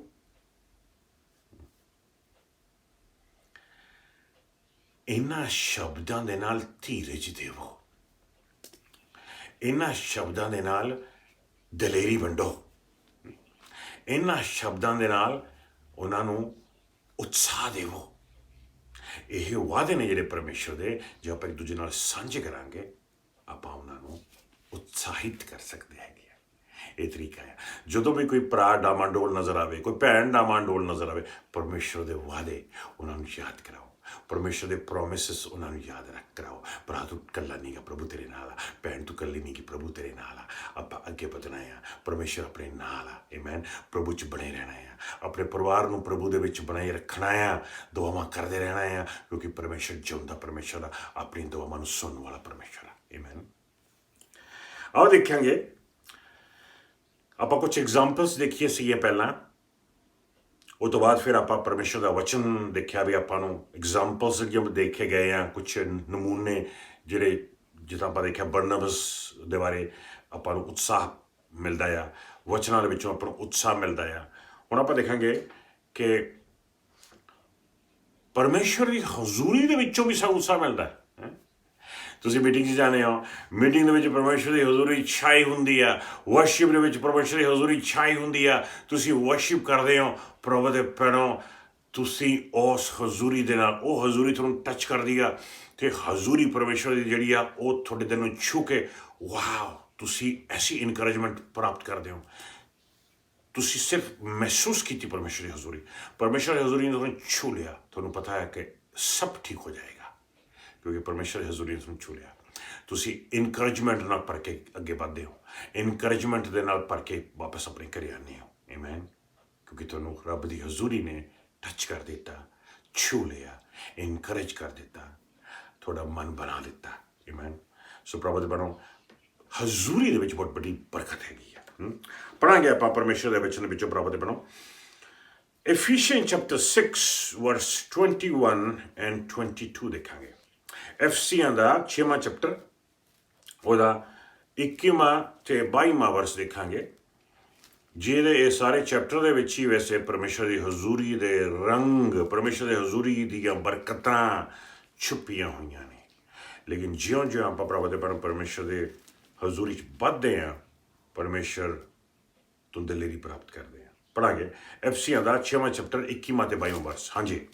ਸਾਡਾ ਪਿਆਰਾ ਭਰਾ ਤਿਖਿਕੁਸ, ਜੋ ਪ੍ਰਭੂ ਦਾ ਇੱਕ ਆਗਿਆਕਾਰ ਸੇਵਾਦਾਰ ਹੈ, ਤੁਹਾਨੂੰ ਉਹ ਸਭ ਕੁਝ ਦੱਸੇਗਾ ਕਿ ਤੁਸੀਂ ਜਾਣੋ ਕਿ ਮੈਂ ਕਿਸ ਤਰ੍ਹਾਂ ਹਾਂ ਅਤੇ ਕੀ ਕਰ ਰਿਹਾ ਹਾਂ। ਮੈਂ ਉਸ ਨੂੰ ਇਸੇ ਲਈ ਤੁਹਾਡੇ ਕੋਲ ਘੱਲ ਰਿਹਾ ਹਾਂ ਕਿ ਉਹ ਤੁਹਾਨੂੰ ਸਾਡੇ ਬਾਰੇ ਦੱਸੇ ਅਤੇ ਤੁਹਾਨੂੰ ਉਤਸ਼ਾਹ ਵੀ ਦੇਵੇ। ਮੈਂ ਭੇਜ ਰਿਹਾ ਆ ਇਸ ਬੰਦੇ ਨੂੰ, ਜਦੋਂ ਇਹ ਬੰਦੇ ਦੀ ਪ੍ਰੈਜ਼ੈਂਸ ਤੁਹਾਡੇ ਕੋਲੇ ਪਹੁੰਚੇਗੀ ਤੇ ਇਹ ਬੰਦਾ ਦੱਸੇਗਾ ਤੁਹਾਨੂੰ, ਗਵਾਹੀਆਂ ਦੇਵੇਗਾ, ਟੈਸਟਮਨੀ ਦੇਵੇਗਾ, ਤੇ ਇਹਦੀਆਂ ਗੱਲਾਂ ਨੂੰ ਸੁਣ ਕੇ ਤੁਹਾਨੂੰ ਉਤਸ਼ਾਹ ਪ੍ਰਾਪਤ ਹੋਵੇਗਾ। ਦੇਖਿਆ ਸੀ, ਜਾਣੀ ਕਿ ਕਿਸੇ ਪਰਮੇਸ਼ਰ ਦੇ ਸੇਵਕ ਦੇ ਆਉਣ ਦੇ ਨਾਲ, ਜਾਂ ਕਿਸੇ ਪਰਮੇਸ਼ਰ ਦੇ ਬੱਚੇ ਦੇ ਆਉਣ ਦੇ ਨਾਲ, ਜਾਂ ਉਹਨਾਂ ਦੇ ਸ਼ਬਦਾਂ ਨੂੰ ਸੁਣਨ ਦੇ ਨਾਲ, ਬਹੁਤ ਦਫਾ ਪ੍ਰਚਾਰਕ ਆਉਂਦੇ ਨੇ ਦੂਰ ਦੇਸ਼ੋਂ, ਭਾਰਤ ਤੋਂ ਆਉਂਦੇ ਨੇ, ਅਮਰੀਕਾ ਤੋਂ ਆਉਂਦੇ ਨੇ, ਆਪਾਂ ਉਹਨਾਂ ਦਾ ਵਚਨ ਸੁਣਦੇ ਹਾਂ, ਪ੍ਰਚਾਰ ਨੂੰ ਸੁਣਦੇ ਹਾਂ, ਅਤੇ ਸੁਣਨ ਤੋਂ ਆਪਾਂ ਨੂੰ ਕਿੱਡੀ ਵੱਡੀ ਦਲੇਰੀ ਮਿਲਦੀ ਆ, ਕਿੱਡੀ ਵੱਡੀ ਬਰਕਤ ਮਿਲਦੀ ਆ, ਉਹਨਾਂ ਦੇ ਸ਼ਬਦਾਂ ਥਾਈਂ ਦੀ, ਉਹਨਾਂ ਦੀਆਂ ਗਵਾਹੀਆਂ ਥਾਈਂ ਦੀ, ਉਹਨਾਂ ਦੇ ਪ੍ਰਚਾਰ ਥਾਈਂ ਦੀ। ਲੇਕਿਨ ਉਹਨਾਂ ਦੀ ਪ੍ਰੈਜ਼ੈਂਸ ਜਿਹੜੀ ਆ, ਉਹਦੇ ਥਾਈਂ ਦੀ ਪਰਮੇਸ਼ਰ ਦੀ ਪ੍ਰੈਜ਼ੈਂਸ ਫਲੋ ਹੁੰਦੀ ਆ ਅਤੇ ਆਪਾਂ ਨੂੰ ਟੱਚ ਕਰਦੀ ਆ। ਆਮੇਨ। ਸੋ ਜਾਣੀ ਕਿ ਇੱਕ ਦੂਸਰੇ ਦੀ ਪ੍ਰੈਜ਼ੈਂਸ ਥਾਈਂ ਦੀ ਪਰਮੇਸ਼ਰ ਦੀ ਪ੍ਰੈਜ਼ੈਂਸ ਛੂਹ ਸਕਦੀ ਆ। ਤੁਸੀਂ ਜਾਣਦੇ ਹੋ, ਕਿਸੇ ਭਰਾ ਕੋਲੇ, ਕਿਸੇ ਭੈਣ ਕੋਲੇ, ਇਕਲੀਸੀਆ ਦੇ ਵਿੱਚ ਹੀ ਤੁਸੀਂ ਕਿਸੇ ਦੇ ਨਜ਼ਦੀਕ ਜਾਂਦੇ ਹੋ, ਤੁਸੀਂ ਇਨਕਰੇਜ ਕਰਦੇ ਹੋ, ਤੁਹਾਡੀ ਪ੍ਰੈਜ਼ੈਂਸ ਜਿਹੜੀ ਆ, ਤੁਹਾਡੀ ਪ੍ਰੈਜ਼ੈਂਸ ਥਾਈਂ ਦੀ ਪਰਮੇਸ਼ਰ ਦੀ ਹਜ਼ੂਰੀ ਉਹਨਾਂ ਨੂੰ ਛੂੰਹਦੀ ਆ ਅਤੇ ਉਹ ਇਨਕਰੇਜਮੈਂਟ ਪ੍ਰਾਪਤ ਕਰਦੇ ਨੇ। ਇਹ ਆਪਣਾ ਫਰਜ਼ ਆ, ਇਹ ਆਪਣੀ ਬੁਲਾਵਾ ਆ ਕਿ ਆਪਾਂ ਇੱਕ ਦੂਸਰੇ ਨੂੰ ਦਲੇਰ ਬਣਨਾ ਦੇਖਣਾ ਚਾਹੁੰਦੇ ਹਾਂ, ਦਲੇਰੀ ਬਣਨੀ ਹੈ ਇੱਕ ਦੂਸਰੇ ਦੇ ਨਾਲ। ਆਮੇਨ। ਆਓ ਇੱਕ ਪੜ੍ਹਾਂਗੇ ਕੋਲੋਸੀਆਂ ਨੂੰ ਚੈਪਟਰ 2, ਉਹਦੇ ਪਹਿਲੇ 2 ਵਰਸ ਪੜ੍ਹਾਂਗੇ ਆਪਾਂ। ਕੋਲੋਸੀਅਨ ਚੈਪਟਰ 2 ਫਸਟ 2 ਵਰਸਿਸ। ਅਤੇ ਇੱਥੇ ਪੌਲੂਸ ਦੇ ਬਾਰੇ ਲਿਖਿਆ ਹੋਇਆ ਆ। ਹੁਣੀ ਪਹਿਲਾਂ ਆਪਾਂ ਪੜ੍ਹ ਕੇ ਗਏ ਹੈਗੇ ਆ ਕਿ ਜਿਹੜਾ ਪੌਲੂਸ ਨੇ ਵਿਚੋਲਾ ਭੇਜਿਆ ਸੀਗਾ, ਇੱਕ ਭਾਈ ਭੇਜਿਆ ਸੀਗਾ ਜਿਹੜਾ ਸੁਨੇਹਾ ਲੈ ਕੇ ਗਿਆ ਸੀਗਾ। ਪੌਲੂਸ ਕਹਿੰਦਾ ਸੀਗਾ ਵੀ ਇਹਨੂੰ ਮੈਂ ਭੇਜ ਰਿਹਾ ਹਾਂ ਅਤੇ ਇਹਦੇ ਸੁਨੇਹੇ ਦੇ ਨਾਲ ਤੁਸੀਂ ਦਲੇਰੀ ਪ੍ਰਾਪਤ ਕਰੋਗੇ। ਅਤੇ ਲੇਕਿਨ ਹੁਣ ਪੌਲੂਸ ਦੀ ਹਜ਼ੂਰੀ ਥਾਈਂ, ਯਾਨੀ ਕਿ ਪੌਲੂਸ ਥਾਈਂ ਦੀ ਵੀ, ਪੌਲੂਸ ਦੀ ਪ੍ਰੈਜ਼ੈਂਸ ਥਾਈਂ ਦੀ ਵੀ ਲੋਕ ਦਲੇਰ ਹੁੰਦੇ ਨੇ, ਲੋਕ ਦਲੇਰੀ ਪ੍ਰਾਪਤ ਕਰਦੇ ਨੇ। ਹਾਂ, ਯਾਦ ਰੱਖੋ ਕਿ ਪਰਮੇਸ਼ਰ ਦੀ ਹਜ਼ੂਰੀ ਪਲੂਸ ਥਾਈ ਨਹੀਂ ਕੰਮ ਕਰ ਰਹੀ ਆ, ਲੇਕਿਨ ਪਲੂਸ ਜਦੋਂ ਜਾਂਦਾ ਆ ਵਿਜ਼ਿਟ ਕਰਨ ਦੇ ਵਾਸਤੇ, ਉਹਦੇ ਜਾਣ ਦੇ ਨਾਲ ਹੀ ਚਰਚ ਜਿਹੜੇ ਨੇ ਤਕੜੇ ਹੋ ਜਾਂਦੇ ਨੇ ਤੇ ਖੜੇ ਹੋ ਜਾਂਦੇ ਨੇ। ਪੜਾਂਗੇ ਕੋਲੋਸੀਅਨ ਚੈਪਟਰ 2 ਵਰਸ 1 ਐਂਡ 2। ਜੀ ਹਾਂ, ਮੈਂ ਉਹਨਾਂ ਨੂੰ ਧੀਰਜ ਦੇਣ ਦਾ ਚਾਹਵਾਨ ਹਾਂ। ਮੈਂ ਚਾਹੁੰਦਾ ਹਾਂ ਕਿ ਉਹ ਪਿਆਰ ਦੇ ਬੰਧਨ ਵਿੱਚ ਬੱਝੇ ਰਹਿਣ, ਤਾਂ ਜੋ ਉਹ ਬਹੁਤਾਤ ਵਿੱਚ ਫਲ ਪੈਦਾ ਕਰਨ, ਜਿਸ ਦਾ ਆਧਾਰ ਸਮਝ ਹੈ। ਮੈਂ ਇਹ ਵੀ ਚਾਹੁੰਦਾ ਹਾਂ ਕਿ ਉਹ ਪਰਮੇਸ਼ਰ ਦੇ ਉਸ ਭੇਤ ਨੂੰ ਜਾਣਨ ਜੋ ਮਸੀਹ ਹੀ ਹੈ। ਇੱਕ ਵਾਰ ਪਹਿਲਾ ਵਰਸ ਦੇਖੋ। ਮੈਂ ਉਹਨਾਂ ਨੂੰ ਧੀਰਜ ਦੇਣ ਦਾ ਚਾਹਵਾਨ ਹਾਂ। ਮੈਂ ਚਾਹੁੰਦਾ ਹਾਂ ਕਿ ਉਹ ਪਿਆਰ ਦੇ ਬੰਧਨ ਵਿੱਚ ਬੱਝੇ ਰਹਿਣ, ਤਾਂ ਜੋ ਮੈਂ ਉਹਨਾਂ ਨੂੰ ਧੀਰਜ ਦੇਣ ਦਾ ਚਾਹਵਾਨ ਹਾਂ, ਜਾਨੀ ਕਿ ਮੈਂ ਉਹਨਾਂ ਨੂੰ ਧੀਰਜ ਦੇਣਾ ਚਾਹੁੰਦਾ ਹਾਂ। ਚਾਹਵਾਨ ਮੈਂ ਜਾਣਾ ਚਾਹੁੰਦਾ ਉੱਥੇ। ਜਦੋਂ ਮੈਂ ਜਾਵਾਂਗਾ ਉੱਥੇ ਉਹਨਾਂ ਨੂੰ ਧੀਰਜ ਮਿਲੇਗਾ, ਪੇਸ਼ੈਂਸ ਮਿਲੇਗੀ, ਉਹਨਾਂ ਨੂੰ ਦਲੇਰੀ ਮਿਲੇਗੀ, ਉਹਨਾਂ ਨੂੰ ਉਤਸ਼ਾਹ ਮਿਲੇਗਾ, ਉਹਨਾਂ ਨੂੰ ਇਨਕਰੇਜਮੈਂਟ ਮਿਲੇਗੀ। ਆਮੇਨ। ਤਾਂ ਕਿ ਜਦੋਂ ਆਪਾਂ ਕਿਸੇ ਨੂੰ ਫੋਨ ਕਰਦੇ ਹਾਂ ਜਾਂ ਕਿਸੇ ਨੂੰ ਆਪਾਂ ਵਿਜ਼ਿਟ ਕਰਦੇ ਹਾਂ ਅਤੇ ਕਿਸੇ ਨਾਲ ਗੱਲਬਾਤ ਕਰਦੇ ਹਾਂ, ਆਪਣੇ ਥਾਈਂ ਦੀ ਪਵਿੱਤਰ ਆਤਮਾ ਦੂਸਰਿਆਂ ਨੂੰ ਦਲੇਰੀ ਦੇ ਦਿੰਦਾ ਆ, ਦੂਸਰਿਆਂ ਨੂੰ ਧੀਰਜ ਦੇ ਦਿੰਦਾ ਆ, ਦੂਸਰਿਆਂ ਨੂੰ ਇਨਕਰੇਜ ਕਰ ਦਿੰਦਾ ਆ, ਦੂਸਰਿਆਂ ਨੂੰ ਜੋਏ ਵੰਡ ਦਿੰਦਾ ਆ। ਪਰਮੇਸ਼ਰ ਇਸਤੇਮਾਲ ਕਰਦਾ ਹੈ ਇਸ ਤਰ੍ਹਾਂ ਸਾਰੇ ਕਲੀਸਿਆ ਨੂੰ ਇੱਕ ਦੂਸਰੇ ਨੂੰ ਇਨਕਰੇਜ ਕਰਨ ਵਾਸਤੇ, ਇੱਕ ਦੂਸਰੇ ਨੂੰ ਦਲੇਰ ਕਰਨ ਵਾਸਤੇ, ਇੱਕ ਦੂਸਰੇ ਨੂੰ ਖੜਾ ਕਰਨ ਦੇ ਵਾਸਤੇ। ਆਮੇਨ। ਇਹੀ ਪ੍ਰਭੂ ਤੇ ਮੈਨੂੰ ਪਵਿੱਤਰ ਆਤਮਾ ਚਾਹੁੰਦਾ ਆ ਆਪਣੀਆਂ ਜ਼ਿੰਦਗੀਆਂ ਥਾਈਂ ਦੀ। ਆਓ ਦੇਖੀਏ ਲਾਸਟ ਵਰਸ ਦੇਖਾਂਗੇ ਆਪਣਾ ਅਬਰਾਨੀਆਂ ਦਾ 10ਵਾਂ ਚੈਪਟਰ, ਉਹਦਾ 25ਵਾਂ ਵਰਸ ਦੇਖਾਂਗੇ ਆਪਾਂ ਭੈਣੋ ਤੇ ਭਰਾਵੋ। ਅਬਰਾਨੀਆਂ 10ਵੇਂ ਦਾ 25ਵਾਂ ਵਰਸ। ਜੀ ਹਾਂ, ਸਾਨੂੰ ਇੱਕ ਦੂਜੇ ਨਾਲ ਮਿਲਣਾ ਬੰਦ ਨਹੀਂ ਕਰਨਾ ਚਾਹੀਦਾ ਹੈ, ਜਿਸ ਤਰ੍ਹਾਂ ਕੁਝ ਲੋਕ ਕਰਦੇ ਹਨ। ਸਗੋਂ ਸਾਨੂੰ ਇੱਕ ਦੂਜੇ ਨੂੰ ਉਤਸ਼ਾਹ ਦੇਣਾ ਚਾਹੀਦਾ ਹੈ, ਖਾਸ ਕਰਕੇ ਜਦੋਂ ਕਿ ਤੁਸੀਂ ਦੇਖ ਹੀ ਰਹੇ ਹੋ ਕਿ ਪ੍ਰਭੂ ਦਾ ਦਿਨ ਨੇੜੇ ਹੈ। ਪ੍ਰਭੂ ਦਾ ਦਿਨ ਜਿੰਨਾ ਅੱਜ ਨੇੜੇ ਆ ਨਾ, ਉਹਨਾਂ ਪਹਿਲਾਂ ਕਦੇ ਨੇੜੇ ਨਹੀਂ ਸੀ। ਅੱਜ ਪ੍ਰਭੂ ਦਾ ਦਿਨ ਨੇੜੇ ਹੈ। ਉਸ ਸਮੇਂ 2000 ਸਾਲ ਪਹਿਲਾਂ ਉਹ ਕਹਿੰਦੇ ਸੀ ਸਾਨੂੰ ਇੱਕ ਦੂਸਰੇ ਨੂੰ ਮਿਲਣਾ ਬੰਦ ਨਹੀਂ ਕਰਨਾ ਚਾਹੀਦਾ, ਬਲਕਿ ਸਾਨੂੰ ਇੱਕ ਦੂਸਰੇ ਦੇ ਨਾਲ ਲਗਾਤਾਰ ਮਿਲਣਾ ਚਾਹੀਦਾ ਆ। ਸੋ ਭਰਾਵੋ ਤੇ ਭੈਣੋ, ਬਹੁਤ ਦਫਾ ਸ਼ੈਤਾਨ ਕੋਸ਼ਿਸ਼ ਕਰਦਾ ਆ ਤਾਂ ਕਿ ਆਪਾਂ ਇੱਕ ਦੂਜੇ ਦੇ ਨਾਲ ਨਾ ਮਿਲ ਸਕੀਏ, ਲੇਕਿਨ ਪਰਮੇਸ਼ਰ ਕਹਿੰਦਾ ਆ ਨਹੀਂ, ਇੱਕ ਦੂਸਰੇ ਦੇ ਨਾਲ ਮਿਲਣਾ ਬੰਦ ਨਾ ਕਰੋ, ਬਲਕਿ ਆਪਣਾ ਪੂਰਾ ਦਿਲ ਲਾ ਕੇ, ਪੂਰਾ ਜ਼ੋਰ ਲਾ ਕੇ ਕੋਸ਼ਿਸ਼ ਕਰੋ ਕਿ ਇੱਕ ਦੂਸਰੇ ਨਾਲ ਮਿਲਦੇ ਰਹੋ, ਸੰਗਤੀ ਕਰਦੇ ਰਹੋ ਤੇ ਸੰਗਤੀ ਦੇ ਵਿੱਚ ਇੱਕ ਦੂਸਰੇ ਦੇ ਨਾਲ ਦਲੇਰੀ ਵੰਡਦੇ ਰਹੋ। ਆਮੇਨ। ਇੱਕ ਦੂਸਰੇ ਨੂੰ ਇਨਕਰੇਜ ਕਰਦੇ ਰਹੋ, ਕਿਉਂਕਿ ਇਹੀ ਤੇ ਖਾਸ ਕਾਰਨ ਮਕਸਦ ਇਹ ਆ ਕਿ ਇਕੱਠੇ ਹੋਣ ਦਾ। ਇੱਕ ਵਾਰ ਫਿਰ ਪੜਾਂਗੇ ਇਹ ਵਰਸ, ਆਪਾਂ ਜ਼ਬਰਦਸਤ ਵਰਸ ਹੈਗਾ ਹੈ ਪ੍ਰਭੂ ਤੇ ਭੈਣੋ। ਸਾਨੂੰ ਇੱਕ ਦੂਜੇ ਨਾਲ ਮਿਲਣਾ ਬੰਦ ਨਹੀਂ ਕਰਨਾ ਚਾਹੀਦਾ ਹੈ, ਜਿਸ ਤਰ੍ਹਾਂ ਕੁਝ ਲੋਕ ਕਰਦੇ ਹਨ। ਸਗੋਂ ਸਾਨੂੰ ਇੱਕ ਦੂਜੇ ਨੂੰ ਉਤਸ਼ਾਹ ਦੇਣਾ ਚਾਹੀਦਾ ਹੈ, ਖਾਸ ਕਰਕੇ ਜਦੋਂ ਕਿ ਤੁਸੀਂ ਦੇਖ ਹੀ ਰਹੇ ਹੋ ਕਿ ਪ੍ਰਭੂ ਦਾ ਦਿਨ ਨੇੜੇ ਹੈ।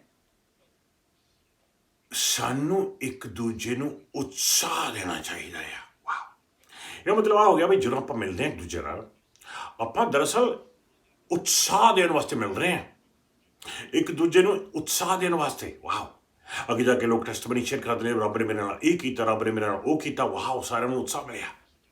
ਤੁਸੀਂ ਜਾਣਦੇ ਹੋ ਸਮਾਈਲ ਲੈ ਕੇ ਆਪਣੀ, ਵਾਹ, ਉਤਸ਼ਾਹ ਮਿਲਿਆ। ਤੁਸੀਂ ਜਾ ਕੇ ਪ੍ਰੇਰਨਾ ਕਰਦੇ ਹੈਗੇ ਹੋ, ਪਰਮੇਸ਼ਰ ਪਿਤਾ ਅੱਜ ਬਰਕਤ ਦੇ, ਵਾਹ, ਸਾਰਿਆਂ ਨੂੰ ਉਤਸ਼ਾਹ ਮਿਲਿਆ। ਤੁਸੀਂ ਜਾ ਕੇ ਗੀਤ ਗਾਉਂਦੇ ਹੋ, ਮੂਹਰੇ ਵਰਸ਼ਿਪ ਕਰਦੇ ਹੋ, ਜੈ ਜੈਕਾਰ ਦੇ ਨਾਰੇ ਲਾਉਂਦੇ ਹੋ, ਤਾੜੀਆਂ ਦੇ ਨਾਲ ਪਰਮੇਸ਼ਰ ਦਾ ਨਾਮ ਉੱਚਾ ਕਰਦੇ ਹੋ। ਵਾਹ, ਸਾਰੇ ਕਲੀਸਿਆ ਨੂੰ ਉਤਸ਼ਾਹ ਮਿਲਿਆ। ਤੁਹਾਡੇ ਬੱਚੇ ਗਾਹਾਂ ਵਰਸਿਸ ਪੜ੍ਹ ਰਹੇ ਨੇ, ਤੁਹਾਡੇ ਬੱਚੇ ਗਾਹਾਂ ਗੀਤ ਗਾ ਰਹੇ ਨੇ। ਵਾਹ, ਸਾਰਿਆਂ ਨੂੰ ਉਤਸ਼ਾਹ ਮਿਲਿਆ। ਪ੍ਰਚਾਰ ਸੁਣਦੇ ਹਾਂ, ਪਰਮੇਸ਼ਰ ਦੀਆਂ ਟੀਚਿੰਗ ਸੁਣਦੇ ਹਾਂ, ਪਰਮੇਸ਼ਰ ਦੇ ਵਾਅਦਿਆਂ ਦੇ ਉੱਤੇ ਧਿਆਨ ਦਿੰਦੇ ਹਾਂ, ਸਿੱਖਿਆ ਪ੍ਰਾਪਤ ਕਰਦੇ ਹਾਂ। ਵਾਹ, ਸਾਨੂੰ ਉਤਸ਼ਾਹ ਮਿਲਿਆ। ਪ੍ਰੇਅਰ ਹੁੰਦੀ ਆ, ਇੰਟਰਸੈਸ਼ਨ ਹੁੰਦੀ ਆ, ਮਿਨਿਸਟਰੀ ਹੁੰਦੀ ਆ। ਵਾਹ, ਇੱਕ ਛੂ ਦੇ ਨਾਲ ਤੁਹਾਨੂੰ ਉਤਸ਼ਾਹ ਮਿਲਿਆ। ਆਪਾਂ ਇਕੱਠੇ ਹੁੰਦੇ ਹਾਂ ਇੱਕ ਦੂਜੇ ਨੂੰ ਉਤਸ਼ਾਹ ਦੇਣ ਦੇ ਵਾਸਤੇ। ਆਮੇਨ। ਸੋ ਪ੍ਰਭੂ ਦੇ ਭੈਣੋ, ਪਰਮੇਸ਼ਰ ਦੇ ਇਕਲੇਸੀਆ ਦੇ ਵਿੱਚ, ਚੇਲਿਆਂ ਦੇ ਕਰਤੱਵ ਦੇ ਵਿੱਚ ਇੱਕ ਚੀਜ਼ ਸੀਗੀ ਜਿਹੜੀ ਬਹੁਤ ਹੀ ਜ਼ਿਆਦਾ ਇੰਪੋਰਟੈਂਟ ਸੀ, ਉਹ ਸੀ ਇਨਕਰੇਜਮੈਂਟ, ਦਲੇਰੀ। ਉਹ ਦਲੇਰੀ ਨੂੰ ਫੜ ਕੇ ਉਹਨਾਂ ਨੇ ਜਾਨਾਂ ਦੇ ਦਿੱਤੀਆਂ ਆਪਣੀਆਂ ਪਰਮੇਸ਼ਰ ਦੇ ਵਾਸਤੇ। ਤੇ ਪ੍ਰਭੂ ਦੇ ਭੈਣੋ, ਇਹ ਦਲੇਰੀ ਨੂੰ ਇੱਕ ਦੂਜੇ ਦੇ ਨਾਲ ਸ਼ੇਅਰ ਕਰਨ ਦਾ ਸਭ ਤੋਂ ਬਿਹਤਰ ਤਰੀਕਾ ਆ ਸਮਾਈਲ। ਖੁਸ਼ ਰਹੋ, मैं खुश रहूंगा। Smile, special magic in loving everyone. ਮੁਸਕਰਾਨੇ ਆਪਾਂ ਕੁਝ ਹੋ ਜਾਂਦਾ ਆ ਪਰਮੇਸ਼ਰ ਦੀ ਹਜ਼ੂਰੀ ਦੇ ਵਿੱਚ। ਇੱਕ ਦੂਸਰੇ ਨੂੰ ਜਾ ਕੇ ਪਵਿੱਤਰ ਆਤਮਾ ਛੂ ਦਿੰਦਾ ਹੈ। ਤੁਸੀਂ ਇਨਕਰੇਜ ਹੁੰਦੇ ਹੋ, ਆਮੀਨ। ਤੁਸੀਂ ਬਰਕਤ ਪ੍ਰਾਪਤ ਕਰਦੇ ਹੋ, ਤੁਹਾਡੀ ਰੂਹ ਤਰੱਕੀ ਪ੍ਰਾਪਤ ਕਰਦੇ ਹੋ। ਤਦ ਤੱਕ ਆਪਾਂ ਇਸ ਇਨਕਰੇਜਮੈਂਟ ਦੇ ਵਿੱਚ ਅੱਗੇ ਵਧਣਾ ਆ ਜਦ ਤੱਕ ਪ੍ਰਭੂ ਵਾਪਸ ਨਾ ਜਾਵੇ। ਤੇ ਉਹ ਦਿਨ ਦੂਰ ਨਹੀਂ ਹੈ, ਨੇੜੇ ਹੈ। ਕਿ ਪਰਮੇਸ਼ਰ ਪਿਤਾ ਦਾ ਪਿਆਰ, ਪ੍ਰਭੂ ਯਿਸੂ ਮਸੀਹ ਜੀ ਦੀ ਕਿਰਪਾ ਤੇ ਮਿਹਰ, ਪਵਿੱਤਰ ਆਤਮਾ ਦੀ ਸੰਗਤੀ ਤੁਹਾਡੇ ਸਭਨਾਂ ਨਾਲ ਹੋਵੇ।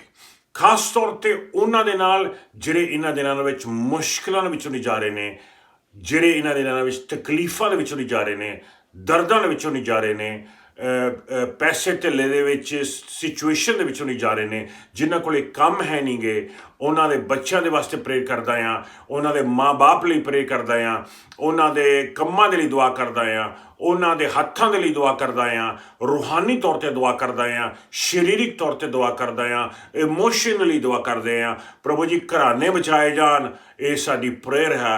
ਯਿਸੂ ਮਸੀਹ ਜੀ ਦੇ ਨਾਮ ਦੇ ਵਿੱਚ ਹਰ ਉਹ ਚੀਜ਼, ਹਰ ਉਹ ਬਦਰੂ ਜਿਹੜੀ ਪ੍ਰਭੂ ਜੀ ਡਿਸਕਰੇਜਮੈਂਟ ਪੈਦਾ ਕਰਨਾ ਚਾਹੁੰਦੀ ਆ, ਅਸੀਂ ਉਹਨੂੰ ਰਿਬਿਊ ਕਰਦੇ ਹਾਂ ਯਿਸੂ ਮਸੀਹ ਜੀ ਦੇ ਨਾਮ ਦੇ ਵਿੱਚ। ਹਰ ਇੱਕ ਭੈਣ ਤੋਂ, ਭਰਾ ਤੋਂ, ਯਿਸੂ ਨਾਮ ਦੇ ਵਿੱਚ ਹਰ ਘਰਾਣੇ ਤੋਂ ਛੱਡ ਕੇ ਸ਼ੈਤਾਨ ਆਪਣੇ ਗੰਦੇ ਹੱਥ ਦੂਰ ਹੋ ਜਾ। ਯਿਸੂ ਮਸੀਹ ਜੀ ਦੇ ਨਾਮ ਦੇ ਵਿੱਚ ਮੰਗਦੇ ਹਾਂ। ਤੇ ਪ੍ਰਭੂ ਜੀ ਅੱਜ ਸਾਰੇ ਭੈਣ ਭਰਾਵਾਂ ਨੂੰ ਮੈਂ ਤੁਹਾਡੇ ਪਵਿੱਤਰ ਲਹੂ ਦੇ ਥੱਲੇ ਲੈ ਕੇ ਆਉਣਾ ਆ ਤੇ ਬੇਨਤੀ ਕਰਦਾ ਪਰਮੇਸ਼ਰ ਪਿਤਾ ਕਿ ਤੁਹਾਡੀ ਦਲੇਰੀ, ਤੁਹਾਡੀ ਸ਼ਾਂਤੀ, ਤੁਹਾਡੀ ਖੁਸ਼ੀ ਬਣੀ ਰਹੇ ਹਮੇਸ਼ਾ ਹਮੇਸ਼ਾ ਦੇ ਵਾਸਤੇ, ਯਿਸੂ ਮਸੀਹ ਜੀ ਦੇ ਨਾਮ ਦੇ ਵਿੱਚ। ਆਮੀਨ, ਆਮੀਨ, ਆਮੀਨ। God bless you, ਸਾਰਿਆਂ ਨੂੰ।